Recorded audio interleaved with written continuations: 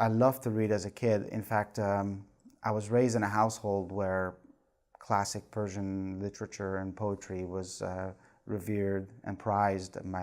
Both of my folks were really into it, and they got us into it. In fact, as a kid, I grew up around the likes of Sadi and Hafez and Omar Khayyam and Rumi, and people like that. And I really discovered novels at a little bookshop in Kabul, because there's not a great tradition of novel writing in Persian literature, certainly not in Afghanistan.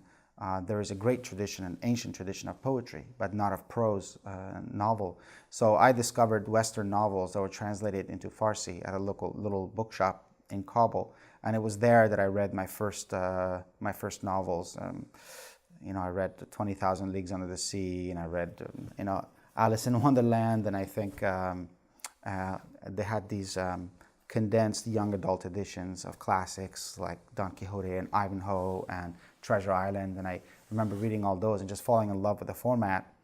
And then they also had serialized novels that they would publish in magazines, and I was really a sucker for those as well. So I really fell in love with prose at that time, and I began writing my first short stories at that age. I was probably 8 or 9 years old when I began writing, and I really loved it, and I was really passionate about it. I felt so in my element when I was writing, and pretty much since then I haven't stopped writing. So that's really kind of when my history of writing began.